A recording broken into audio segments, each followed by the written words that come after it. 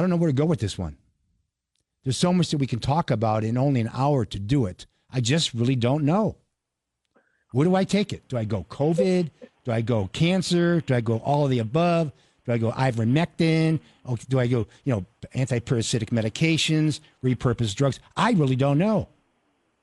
But we're going to try the best we can to educate our audience out there so they can make wise decisions that have to do with betterment, better health, and a longer life without getting sick or being sick, or once you are sick, being treated properly. And my guest is Pierre Kory, medical doctor. Dr. Kory is a former chief of the Critical Care Service and medical director of the Trauma and Life Support Center at the University of Wisconsin. He's a specialist in critical care medicine, pulmonary diseases, and internal medicine. Dr. Kory has also been nationally recognized as a pioneer in the research and application of the use of therapeutic hypothermia after cardiac arrest, the efficacy of intravenous ascorbic acid in the treatment of severe infections and septic shock. During the COVID-19 pandemic, Dr. Kory left Wisconsin to lead an ICU in his hometown of New York City during their initial catastrophic surge in the U.S., and then later he led the ICUs in multiple massive outbreak areas such as Greenville, South Carolina, and Milwaukee.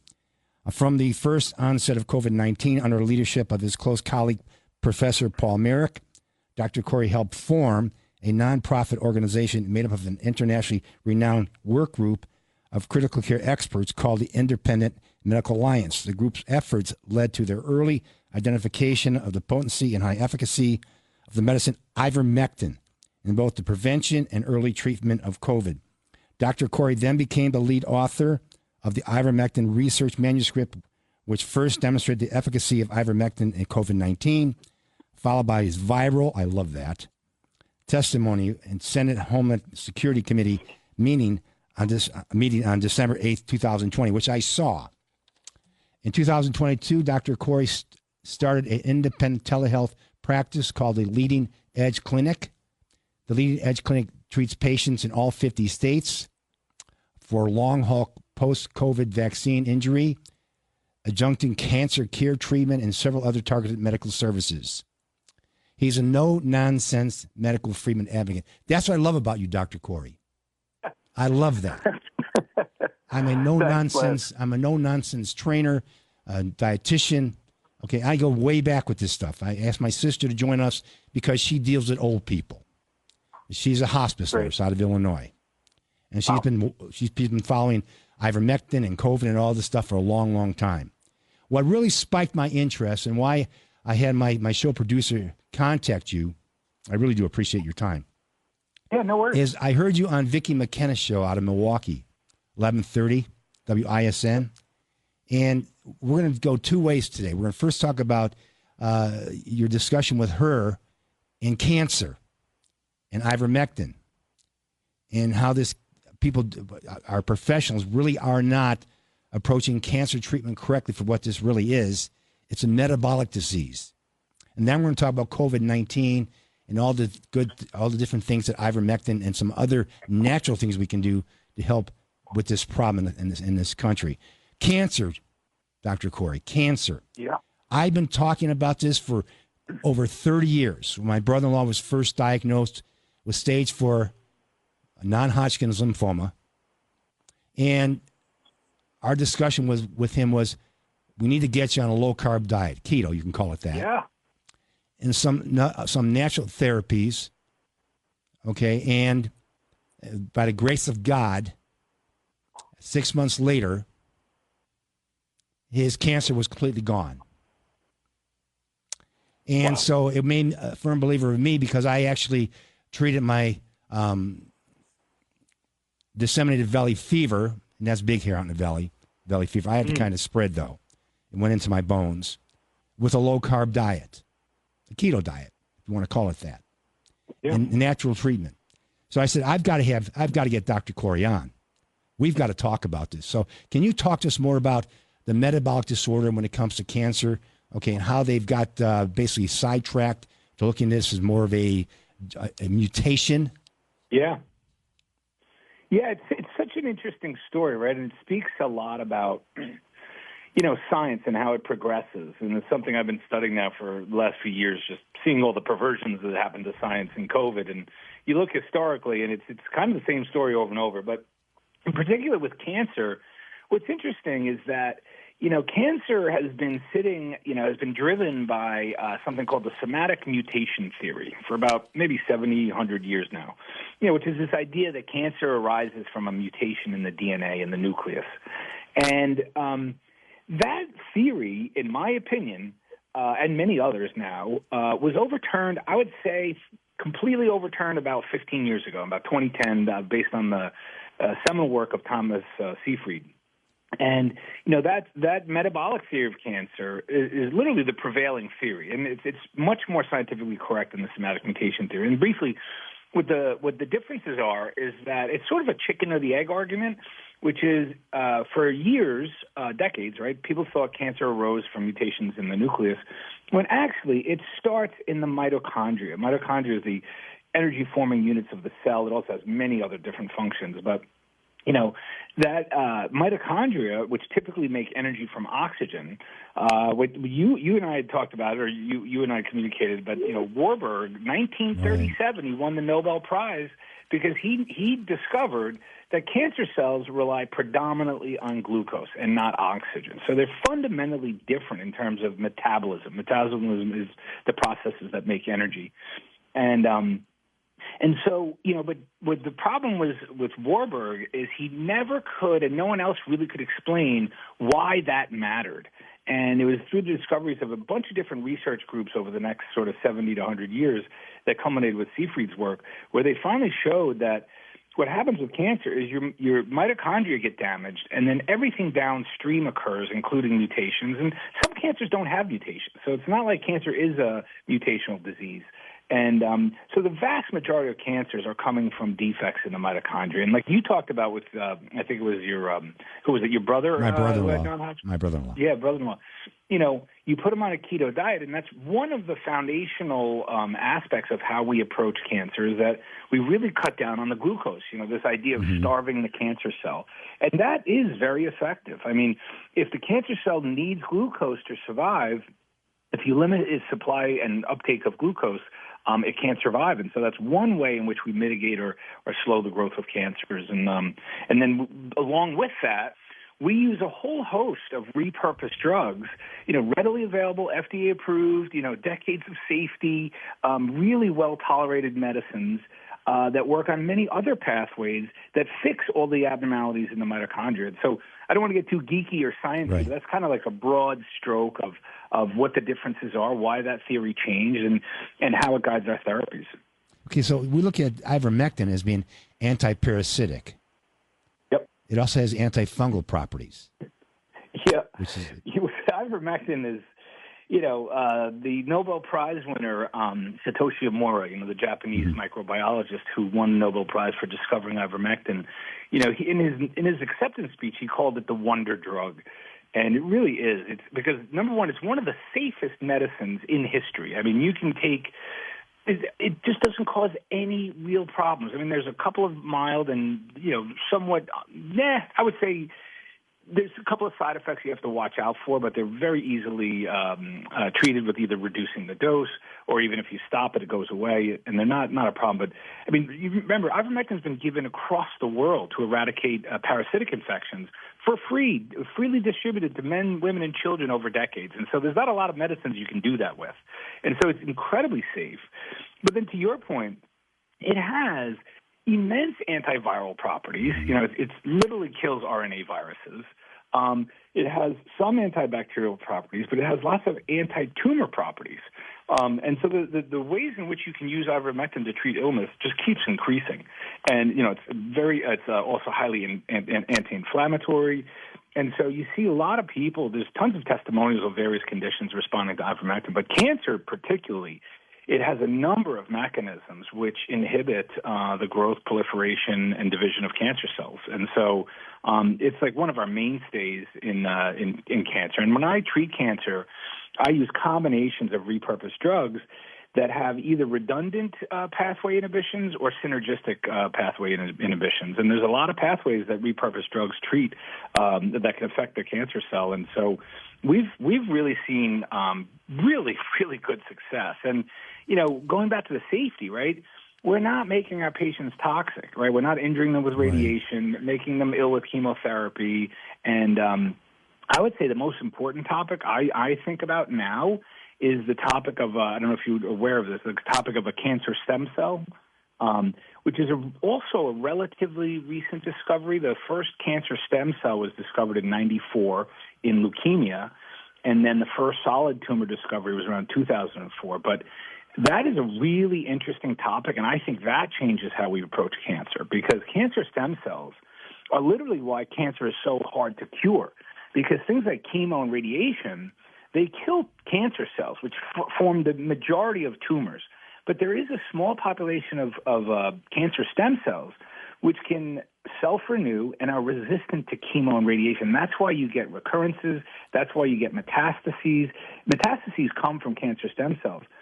And repurposed drugs, there are at least a dozen repurposed drugs that actually will kill cancer stem cells. And so I think our approaches, this complementary care approaches that we're doing, we're literally getting at the heart of the matter, and I think that's why we're seeing such consistent success. Okay, tell our audience how to get a hold of you, because I know you practice telehealth practice in all 50 states. Yeah. So we do telehealth, and it's drpierrekory.com, so DR, and then my full name, which is PIERREKORY.com. And yeah, we're happy to see anyone anywhere. We're getting patients, more and more patients come to us. And, the thing that I like to remind myself, just to maybe, it's not a CYA kind of comment, but I just want to not get attacks from the establishment. But we consider what we do to be complementary cancer care. I generally insist on my patients having an oncologist, a primary care physician, and we do these complementary protocols to really optimize the outcomes for cancer patients. So I don't try to say that, I'm substituting or replacing standard of care. And so anyway, I think we give our patients the best shot as doing as well as possible. Okay, we're going to put you on hold. We're going to take a break. It's all about the money. Just remember that. A lot of money in cancer. A lot of money in sick people. Okay, keep people sick, make them fat. All right, make them diabetic, and now you've got a huge market to make big bucks. That's what it's about. We're going to take a break. You listen to the Good Life Lens for Dr. Fitness. My guest today is Dr. Pierre Kory and Carla Dreher. She's a registered nurse, hospice nurse. We'll be right back. Welcome back to the Good Life with Lance Perry, Dr. Fitness. That's me. My guest today is Dr. Pierre Kory and Carla Dreher. She's a registered nurse, hospice nurse, and we're talking about how to get you well. And this stuff, Dr. Kory, about cancer stem cells, wouldn't that basically say that it's a living organism living on you? It does. It seems to have that property. Yeah, I mean, it's certainly alive and killing, and it has a process for growth, renewal. Sure. And could we say maybe there is a possibility? I don't have any evidence of this. That's an actual infectious disease or contagious. Is cancer contagious? Could it be? I haven't seen no clinical evidence of that. I mean, there's experiments where you can take cancer stem cells and inject them into animals and cause cancer that way. So you can directly maybe transfer cancer, but not through just exposure or interaction. All right, but infectious. Yeah, not through. Well, infections play a role in cancer because they can damage mitochondria, and there have been infections and viruses that have led to cancers, but it's more of a secondary effect. Yeah, because we have antifungal drugs that are being repurposed for cancer treatment. So that's a point that keeps coming up. There seems to be a group, or I don't know, there seems to be this idea that parasites cause cancer, and there's really no evidence for that at all. I mean, we've had pathologists looking at cancer tumor biopsies and cells for 100 years, and there's no evidence that parasites are driving that. But the reason why I think that gets conflated is because there's a number of anti-parasitic drugs that actually have really good anti-tumor mechanisms, right? So, medicines sometimes have numerous different pharmacological mechanisms of action, and that's why you can repurpose them, right? So when something gets approved for one indication, like ivermectin was originally approved for the treatment of 2 parasitic diseases, you can repurpose them to treat different viruses, cancers, and that's what we did in COVID, is we discovered that ivermectin was really effective against the SARS-CoV-2 virus, and that's where the trouble became, right? Because the bigger topic is repurposed drugs are the Achilles heel of the pharmaceutical industry and the biopharmaceutical industrial complex. I mean, they cannot, the profit margins and the size and money in that industry is really dependent on you relying on patented, pricey, new pipeline pharmaceuticals. And when you start to use older drugs that have fallen off patent, that are ubiquitous, there's no real obscene profit. And I always like to remind people there are profits. They can still make profits selling older drugs. You just can't make obscene profits, right? Because off patent, you'll have a lot of competition.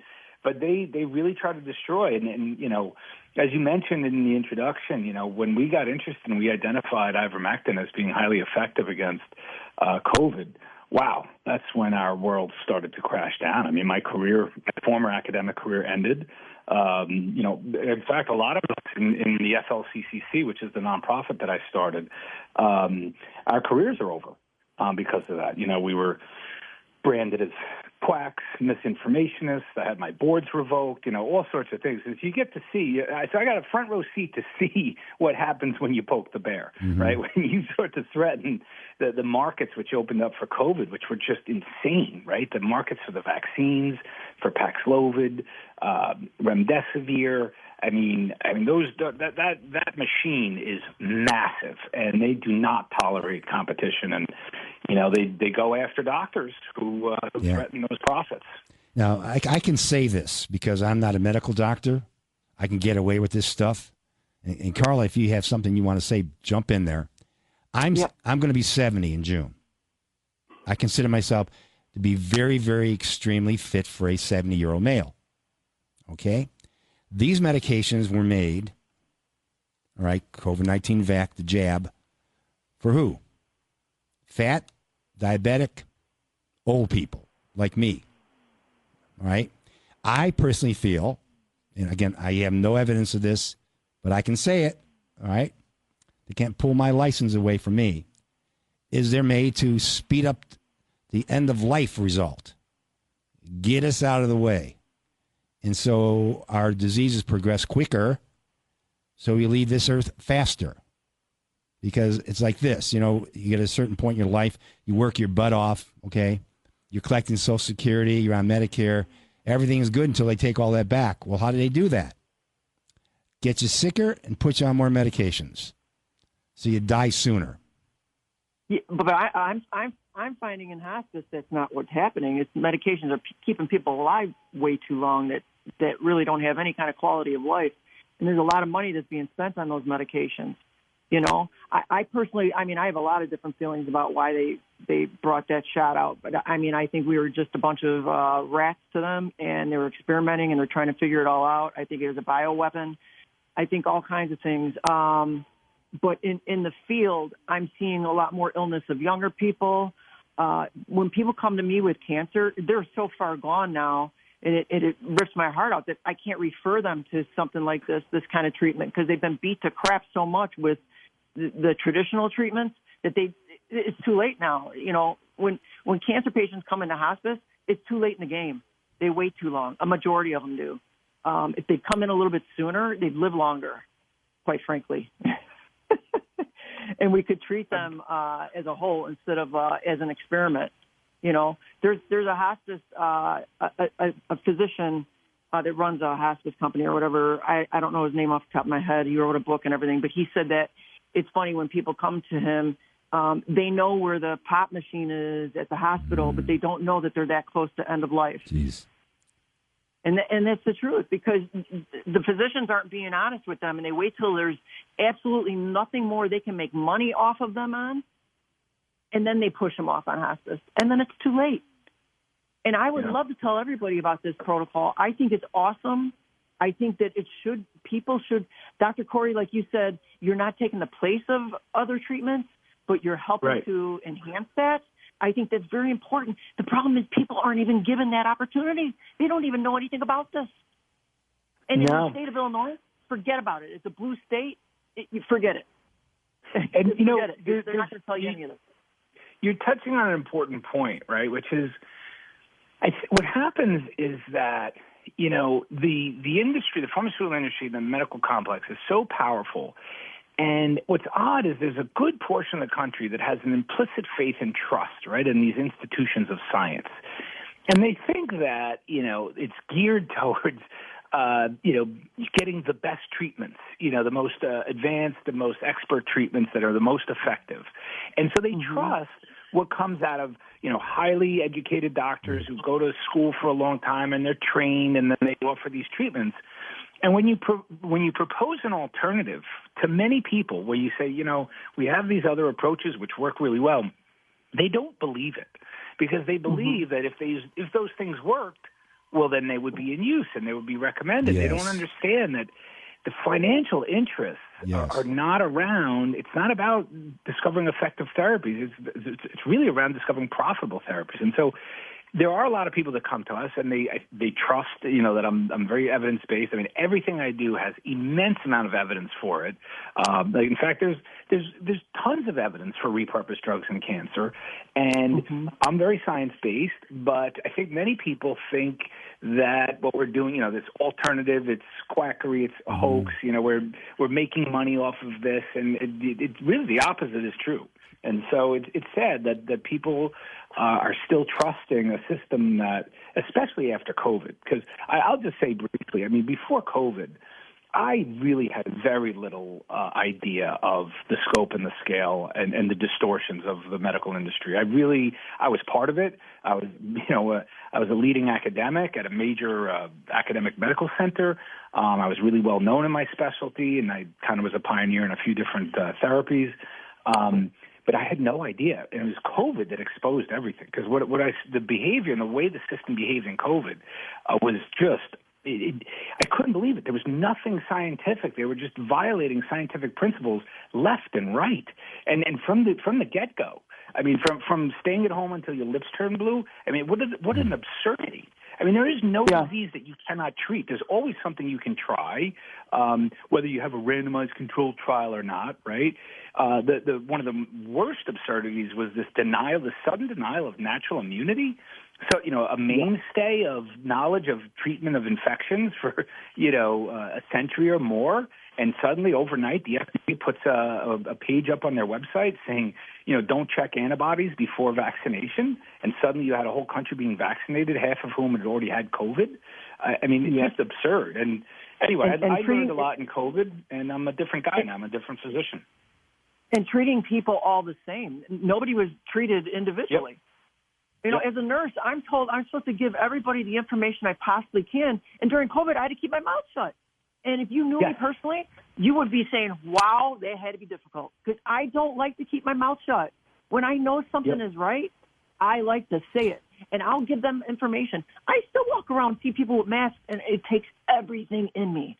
Everything. Well, not to say something. And not to ask, can you please give me the information that you have that proves that works? Well, it's just like, I can give you information that shows it doesn't. It was just like 24 years ago when I was diagnosed with disseminated valley fever. Doc, you know what disseminated valley fever is, right? Yeah, for sure. Yeah. Well, worst kind you can get, okay? And after I was diagnosed with, the doctor told me, you can go. We had an 18-year-old female who was just diagnosed with this. She died within 2 weeks of being diagnosed. I knew a Mr. America from 1977 who died from it. And they tell me I have the worst type of valley fever that you can get. You're going to have to take these powerful antifungal drugs the rest of your life. So I went back and started studying, reading, researching, and found out that it's a fungal infection. And the way to get rid of this stuff, basically just cut your carbs down. So back then, you know, we used to pound down the carbs. You know, everything was whole grain and a lot of potatoes and stuff like that to get you bigger. And so I went on a low-carb diet, and within 2 years of being treated, I'm off of medications. 2 years later, I go back into the infectious disease doctor, and he says the drugs are doing really, really good. And I said, Doc, I haven't been on drugs for 2 years. And he says, if you want another opinion, I can send you someone else. He says, no, I don't need another opinion. I need you just in case something happens. Then he calmed down and asked me what I did. And I said, well, you know what? I went back and started reading, researching. This is a fungal infection. Okay, and these type of infections, these microorganisms, whatever you want to call them, they like carbs. That's their main source of energy. And so I cut my carbs down, and he calmed down and said, you know what? Makes sense. We treat yeast infections the same way, low-carb diet. And then he told me about a patient who was diagnosed with HIV, did the same exact thing, got off the medications. All right, that was 24 years ago. So it made me a firm believer in eating like I do and exercising like I do. And these medications at the time, these antifungals were costing about $800 to $1,000 a month. This is 24 years ago. A lot of money in sick people. So if you keep them sick, you make big bucks. We're going to take a break. Okay, and after the break, we're going to get more into the COVID-19 thing. Okay, and let's give people some information they can take home. Again, if they want to get a hold of Dr. Kory, he's at drpierrekory.com, drpierrekory.com. Okay, and he does telehealth in 50 states. We'll be right back. Do you want happy joints, radiant skin, and healthy hair? Jigsaw Health's new collagen boost uses 3 clinically tested bioactive collagen peptides for maximum absorption and effectiveness. It's not clumpy, and it doesn't have a funky taste. Mix it in your morning smoothie or coffee for 17 grams of clean, smooth, flavorless protein to start your day. Go to jigsawhealth.com to get Collagen Boost. Use Lance10 to save $10 on your purchase. Cordell and Cordell, Divorce and Family Law. 866-323-7529. 866-323-7529. Cordell and Cordell, a partner you can count on. CordellCordell.com. From the Whitfield Nurseries Weather Center. It's a great way to get this weekend going. This afternoon, we'll top out around 83 degrees under the sunshine. Tonight, clear skies and 53, and your Sunday just as nice. Sunshine and 78. For the Fox 10 weather experts, I'm Kory McCloskey. This report is sponsored by Rapid Radios. Rapid Radios are instant push-to-talk walkie-talkies offering national LTE coverage and no subscription ever. A great alternative to a mobile phone for your kids. For a limited time, go to rapidradios.com and you'll get 60% off. Free UPS shipping. Add code radio and get an extra 5% off. From posture to push-ups, pumping iron to putting down the sweeps, the Dr. Fitness Show covers everything related to health and fitness. Here's Lance Dreher. Welcome back to The Good Life with Lance Dreher, Dr. Fitness. My guest today is Dr. Pierre Kory and Carla Dreher. She's a registered nurse, hospice nurse, and we're talking about ivermectin, COVID-19. We're talking about cancer, some cool ways of actually working with this stuff to help your body get well. And I know, Doc, you mentioned one of the things when we approach cancer, I would assume this applies to COVID as well, is recommending lifestyle interventions such as dietary changes, exercise, sleep, and sun exposure. We've been told that sun is bad for us. You don't want sun. Bad for you. Terrible. Put on sunscreen. Good for you. Yep. Yeah, the whole sunlight that's a whole other huge. I don't want to call it a scam, but it's fear mongering, and it does not serve our health well to hide from the sun. In fact, when you think of everyone thinks it causes skin cancer. It's actually not true. Sunlight is actually good to protect against melanoma, which is the deadliest kind. There are, basal cell carcinomas, which are related to sun, and so you will increase your risk for basal cell. But those are not deadly, usually easily treatable. And the health benefits of sunlight far extend from that. And really, we should be talking about vitamin D. Right. Because, I wrote the book called The War on Ivermectin, which is really I think of that book as a case study in how they conduct disinformation campaigns to suppress repurposed drugs. And because I had a front row seat to what they did to ivermectin, at the horse dewormer PR campaign and all sorts of things that they pulled. But what's interesting is I first learned about disinformation campaigns against medicines by one of the world's leading researchers in vitamin D. And so I've told this story many times, but while I was in the middle of this war of ivermectin, and I was getting attacked and smeared in the press, and I was running into professional problems and, complaints against my license, and all sorts of things were happening to me. One day, I got an email from someone I didn't know. It was a guy named Professor William Grant out of San Francisco. He's like one of the most highly published guys on vitamin D. And he wrote me a 2-line email, and he wrote, "Dear Dr. Kory, what they're doing to ivermectin, they've been doing to vitamin D for decades." Mm-hmm. And then he included this link to an article, which I think your listeners should really read. It's a simple, very well-done article. It's called The Disinformation Playbook. And it was written by the Union for Concerned Scientists back in 2017. But it really shows numerous examples of how disinformation campaigns are run, in many cases to attack repurposed medicines, to attack physicians who come up with effective therapies for things. But he was telling me about what they've done to vitamin D. And so what you have to understand about vitamin D is the published medical literature on vitamin D is so polluted with negative studies, meaning studies conducted on purpose to show that vitamin D doesn't work. And so when you try to do literature searches or analysis for the role of vitamin D in treating or preventing various conditions, you will find, I'm going to take a guess, 2-to-1, 3-to-1 negative studies versus the positive studies. And they're very easy to conduct negative studies. And so the truth of vitamin D is so suppressed. And going to your point, Lance, about how, the sickness model and the profits from keeping people ill, I think that's why vitamin D is one of the most attacked, treatments or therapies. And most of the country is vitamin D deficient. We also have artificially low reference standards for vitamin D. So when you have a supposedly normal vitamin D level, I call BS. It should be much higher than that. And I seek to, my patients, I target much higher levels of vitamin D than what the authorities or the guidelines recommend. And so vitamin D, like you said, with sunlight is just so critical. Everybody should be taking vitamin D and or getting sunlight. Okay, what about statin drugs and interference in production of vitamin D? Statins. I don't even talk about statins. Statins are a complete fraud. Yeah. Complete fraud. I mean, and they are literally the most prescribed medicine. That would be one of the clearest symptoms of how sick our system is that statins are given out like candy. I mean, every specialist is giving out statins. You're checking cholesterol in it. I actually do not check lipids on anyone. I don't care. I want them to have a good diet, have healthy lifestyles. Statins do not benefit them. And, there's some really interesting studies where they looked at the benefits of statins, and they grouped the studies according to whether the authors had pharmaceutical conflicts of interest versus independent studies. And you get two very different signals from those collections of studies. The independent studies show that statins do not do what doctors are taught that they do. They do not prolong life. They do not lower the risk of atherosclerosis. In fact, there's some studies show that they actually worsen it. And so, statins are so. The statins trigger me. They trigger me too. Believe me, they trigger me in a big time way. Now, Dr. Benjamin Bickman, I know you know who that is, probably.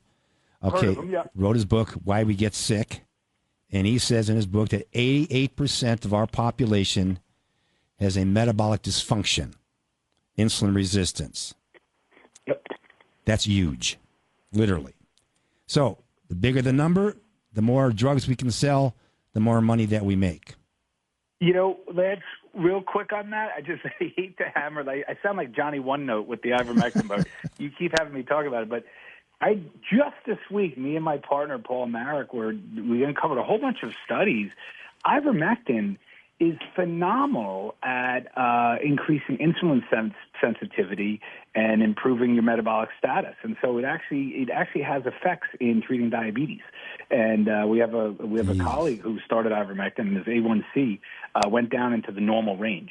And so that's another interesting whole avenue and possible application for ivermectin. Could you take ivermectin long term? Oh, are you kidding me? So my patients, I have a specialty practice. I first opened up really to specialize in long COVID and long vax. Same illness, just do two different triggers. Most of my patients are long vax, meaning their illness started with the vaccine. But then we went into cancer care. But in my practice with the long COVID, long vax, ivermectin is one of the most effective drugs that we use. And those patients are on it daily, and some of them have been on it for years. And in quite a few, I do try to take them off if we can, but in others, when they stop, a lot of their symptoms come back. And so, yeah, it's a maintenance therapy for a lot of my patients. And I've had no ill effects that I've detected over long-term daily ivermectin treatment. And also in cancer, we use that every day. So we even use higher doses. So it's helping your mitochondria perform normally. It can. And ivermectin has so many effects, especially in cancer. It definitely stimulates the mitochondria to do some of the functions that it's lost in cancer, like triggering apoptosis, which is kind of programmed cell death for cancer cells. So yeah, ivermectin can definitely sort of support and help mitochondrial function. Okay, so if a person wants to be proactive, not reactive, they can get.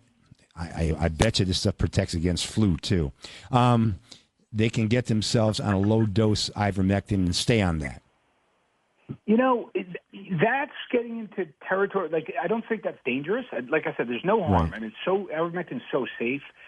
I do think there would be benefits to do that. I think that's more of a decision that's very personal to the patient. Like, patients, just like physicians, we all have different risk tolerances, different preferences. Some people don't want to be on medicines, and so. I mean, I definitely have had people ask that, and people who want to sort of take it as a preventative, either for cancer or for infections. And, that's some people follow that. I tend to treat on illness rather than use it as a preventative. But in COVID, we did for a long time when the variants were really bad, when it was really severe. A lot of people were protected from getting COVID. In fact, that was one of the most egregious actions that the world's really the WHO took, is that they refused to look at the prevention trials in ivermectin because they were astounding. There's like 17 trials, some of them really large, quite a few of them randomized, showing these massive reductions in your chance of getting COVID if you were taking ivermectin just semi-regularly. And the evidence was overwhelming for ivermectin as preventative. And if you actually really look at the data, even just objectively, they were far more effective than even the lies they told about the vaccines. So you had a better preventative than a vaccine from the get-go. And the WHO refused to review that literature. In their guideline for ivermectin and COVID, there's just one sentence there that this guideline only looks at ivermectin and the treatment. And so they basically just, with one sentence, decided to pretend that the data as a preventative is not there.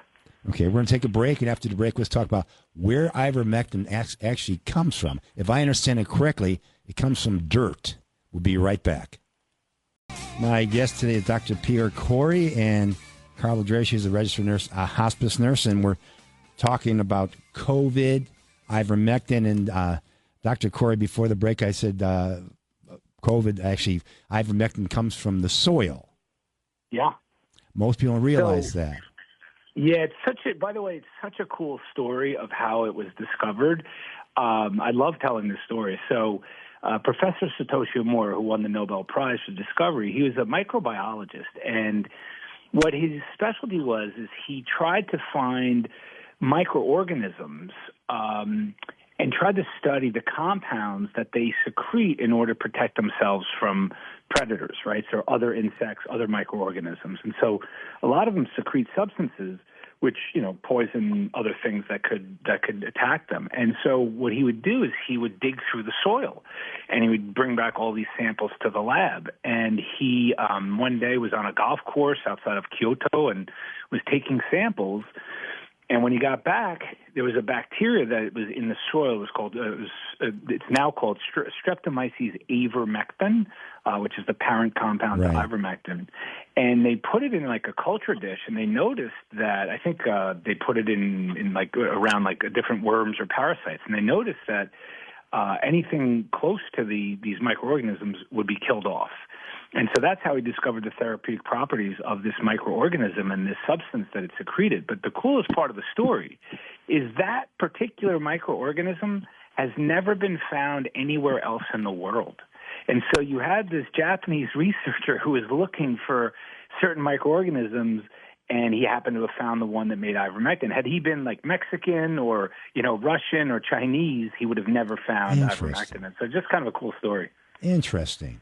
Real Yeah, interest. and I'll tell you, I'm also going to do a little humble brag here, but Satoshi Amora, he's appreciated my work, and he's written to me and my organization, and he even gifted this beautiful Spectron micrograph of the streptomyces. It's the most beautiful thing, and he framed it and he sent it to me, and it sits in my office, and it's one of my favorite things to look at. Okay, so besides ivermectin, when you talked about repurposing medications for all kinds of treatments, how many drugs are we looking at? Well, so this comes to the work of my colleague and partner, Professor Marek, who wrote the book called Cancer Care, which is all about metabolic and repurposed approach to treating cancer. And what Paul did is he scoped the world's literature to find evidence for repurposed drugs in treating cancer. And he actually found that there was 256 repurposed drugs and over 2,000 nutraceuticals that had mechanisms against cancer. But what he did is then he came up with criteria for scientific evidence to support their use in terms of efficacy and safety. And he put together a list. So he has a list of strongly evidence-based therapies. That's about 18 in there. And then some weaker evidence for another 20. And then there's some equivocal evidence, and then he has evidence for things that you shouldn't use against cancer. But he really crystallized the evidence base for repurposed drugs. And so when I treat cancer, depending on the stage, the aggressiveness, I'm using combinations of up to 10 repurposed drugs and nutraceuticals to treat cancer. Wow. I have a question, Dr. Kory, about the spike protein from the jab. Is there specific medications or whatever supplements that you would recommend for people that might possibly have some long COVID type of things or negative effects from the jab? Oh, for sure. I mean, so long COVID and long vax are the two most complex idiosyncratic illnesses I've ever or will ever face. It's my first bioweapon disease. And it's really difficult to treat, but there's a few dozen different therapies that I've worked. The challenge with treating those kind of patients is not one single drug works in everybody. And you kind of have to do these repeated therapeutic trials. And, we'll start with our first line therapy. So my first line is ivermectin and low dose naltrexone, just because those have pretty high rates of response. The responses vary. Sometimes they're really large. I have a small cohort in my practice where they're really, all their symptoms respond to ivermectin, but that's a small cohort. For many, you have to use numerous different drugs. Beyond that, we use things that break down spike protein like nattokinase. We use various other therapies to really help the mitochondria, reduce inflammation. Rarely I use corticosteroids, but I use a lot of mast cell suppression therapy, so things that suppress mast cells because mast cells get activated. It's really quite complex, but I draw from many things. And some patients, though, are really difficult to treat. So, for instance, with ivermectin, I estimate about 70% of my practice have a positive response to ivermectin. Again, that response varies. Sometimes it's modest. But the 30% who don't, there's something about them that their prognoses are just much worse. For whatever reason, the ivermectin non-responders are much more difficult to treat, and we have to do lots of trials of different things. But we use, near-infrared light, methylene blue. I've been using a lot of DMSO lately with really good impacts. I have a Google Doc of about 30 different things that we've found that have been helpful. But like I said, I can have two patients present very similar with symptoms, and drug A and B works really great in the first one and does nothing in the second one. And so sometimes you really have to work with patients. They take a lot of time and commitment to help get along on their journey. But it's a really difficult disease to treat.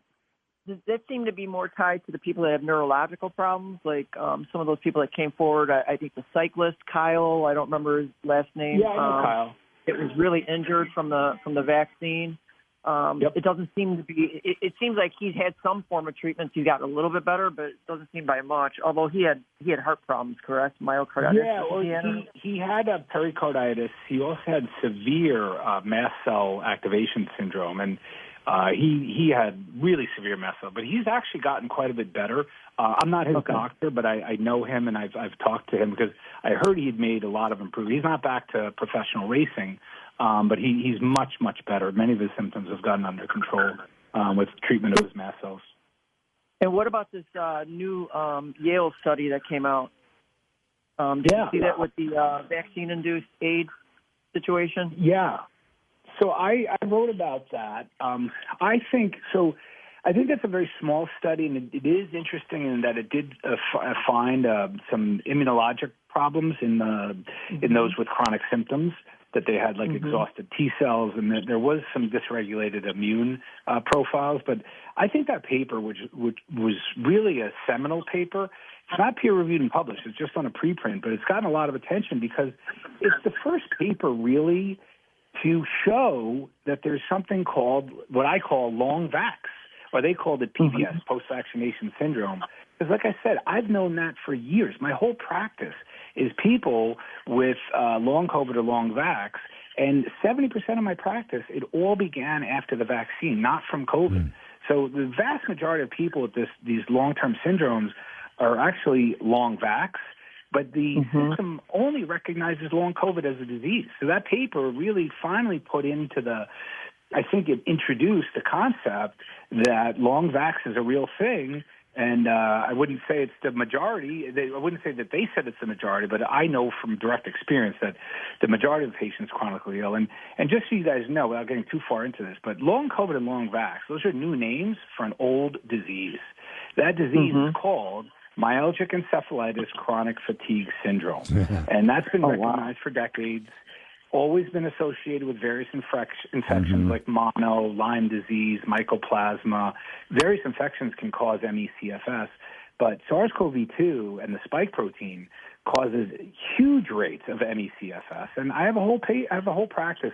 The vast majority are actually disabled. They can no longer do their former activities, and it's truly a crushing illness. And these patients are really sick. They're very hard to treat, but we get our patients better to some extent, sometimes large, sometimes small, but we definitely help our patients. And, I get someone coming to me with 10% function. If I get them to 40%, they're ecstatic. I'm not happy as a physician because I still see them as only at 40%, but when they came to me at 10%, they were absolutely miserable. Wow. What about monoclonal antibodies? Do you do anything with that? It's interesting because early on I had some patients who did really well with the monoclonal antibodies used for COVID, but they're not around anymore. They're not in use. And so I haven't been able to use those in my practice. I had that because I never got the shot, but I ended up with COVID in one of the first, the bad ones. And I had that done, and now I look back and I hope that it wasn't a mistake because I really didn't, for somebody who looks into everything, I didn't look into the monoclonal antibodies, and I thought, oh, God, I hope I didn't make a mistake sticking that stuff into my body. Yeah, no, the monoclonals, I don't think they were dangerous. I did see some adverse effects from them. I actually personally never used them in treatment of acute COVID because I didn't feel the need. My protocols worked really well, and so and also monoclonals were hard to get. You get someone who falls sick on a Saturday, they're definitely not getting it to Monday, and those things work better the earlier. And so patients who really benefited from them were really a minority. You have to be able to get access, get it early, and those patients did well. And I've heard of good results. I've had other doctors who liked using monoclonal antibodies. I never felt the need to use them. Okay, we have to wind it up. Dr. Kory, I really appreciate your time today. Very, very instructional. We learned a whole lot. We really appreciate it, really do. I know the Phoenicians, the people here in the Valley of the Sun, we're going to get this all over the internet. People are going to hear more about it. If they want to get a hold of you for treatment, you have a telehealth practice in 50 states, drprkory.com, drprkory.com. Also, the name of your book again, Dr. Kory? It's called The War on Ivermectin. Okay, I appreciate it. Do you ever get to the Valley of the Sun? I do. In fact, I was there not too long ago, a few weeks ago. wish I'd let you know. Look me but up. I'll be back at some point. Look me up. We had to come in the studio. Take you to dinner. Sure. I appreciate your time. You have a great weekend. Okay, Great. Thank you very much. Thank you. Thank you, Dr. Kory. Thank you. Definitely call us. Bye now. Carla, We'll talk to you shortly, okay? Love you. Okay, love All you. right.